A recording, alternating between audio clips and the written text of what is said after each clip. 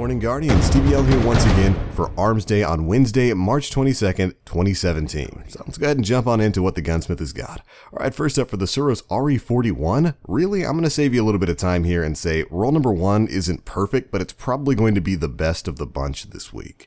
It's got SPO 28 for the bonus to aim assist, Hammer Forge for a nice little boost to range, Feather Mag, lightweight, hand-laid stock to max out this gun's stability and kind of counteract the extra range you're getting from Hammer Forge. That's a nice combination there. And Focus Fire. If only this were something else, this would be a fantastic roll of the Suros RE41. This is the mid-impact archetype of auto rifle, which doesn't really do too well with Focus Fire, although Focus Fire does give you a big boost to your range nowadays. So unfortunately, none of the rolls this week are great. Honestly, I would hold on to this thing, or if you got to pick one up, pick up roll number 1. Alright, next up, it's a similar story for the Gaheris D. Roll number 1 doesn't have any aim assist boosting sights. It does have small bore, which mixes in nice with the spray and play perk, allowing you to reload really quickly. Roll number 2 does have true sight, but again, just nothing there that really makes for a good hand cannon, which of course would be range. Roll number 3 is interesting. It's got true sight and sure shot, both the aim assist boosting sights. It's got crowd control and spray and play, which is a great combination of perks. And then finally, snapshot, explosive rounds, and small bore.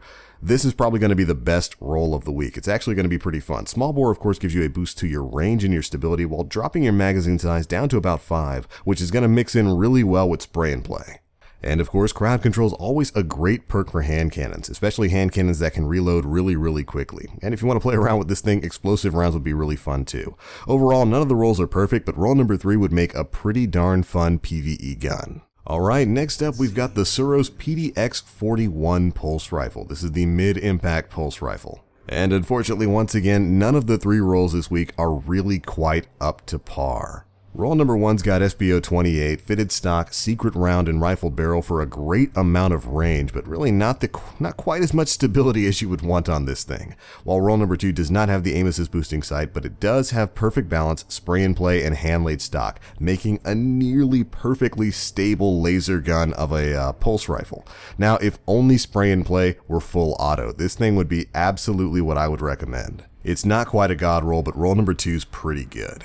Now for roll number 3, this one comes with high caliber rounds, oiled frame, head seeker, lightweight, and small bore. Which isn't bad, but it's not really the best combination of perks that you could get on this gun. So ultimately, in my opinion, it's not as good as roll number 2 has the potential to be. Honestly, I would hold on to my package and wait for something better, but if you gotta pick one up, roll number 2 is probably going to be the most fun. Alright, and next up we've got the Suros JLB-42 rocket launcher. And right off the bat, it looks like roll number 1's probably going to be the one we pick. Perk-wise, it's rocking warhead veneers as well as smart drift control and hard launch. Followed up by the always fantastic heavy payload, exactly what you'd want on a rocket like this, speed reload, the all too important grenades and horseshoes, perfect balance, and snapshot. This isn't a god roll, but it's pretty darn close and is exactly what you're going to be looking for in a rocket launcher. It's got just about everything a good rocket launcher needs. Alright, and finally we've got the Tamar D sniper rifle. Roll number 1's not interesting at all. It's got private eye and like partial refund. Followed up by explosive rounds, armor piercing rounds, and injection mold. Really just not an optimal roll for this thing. Remember, this sniper has a really low magazine, so something to boost that or give it maximum stability is probably going to be what you're looking for. Roll number 2's got counterbalance, feeding frenzy, explosive rounds, quick draw, and injection mold. Now this is a little bit more like it. Counterbalance and feeding frenzy are 2 interesting perks to run on this thing. It's going to help with that reload speed after you get a kill, and that mixes in perfectly with injection mold, which gives you as much stability as possible. Or quick draw, which is always great on sniper rifles. And roll number 3 is kind of more of the same once again. It's got surplus, guerrilla fighter, explosive rounds, quick draw, and injection mold. Just a really weird combination of perks. I mean, surplus, like I said before, is pretty decent on sniper rifles, but not with this combination. Guerrilla fighter is actually a really good perk. The problem is, there's just not enough places in the game where cover shooting is really a viable option. This isn't the Division. Which is kind of sad because the damage, handling, and accuracy that you get from Guerrilla Fighter is actually pretty significant. So ultimately, I would hold on to my Tamar D until a better roll comes around. If you gotta pick one up, roll number 2 might be pretty good. Alright, for the field test weapons, this week we have got 4 PvE guns, 1 PvP gun. That's right, it's a great week to get some Armsday rep.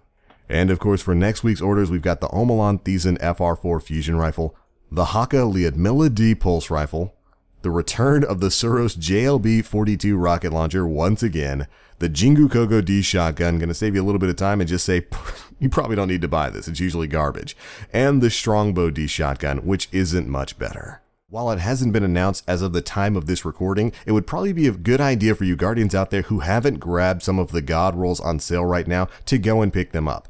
Again, it hasn't been announced, but we are pretty much expecting a vendor reset when Age of Triumph goes live next week. So if any of you guys haven't picked up this God roll palindrome that's sitting right at the Crucible Quartermaster, or say the Wormwood, this might be your last chance to do it.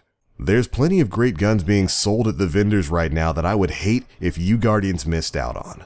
So go and pick them up while you still have the chance. But alright, that's it for your Armsday review, guys. Be sure to let us know what you picked up down in the comment section below. And as always, I am the Black Link. You Guardians, stay frosty.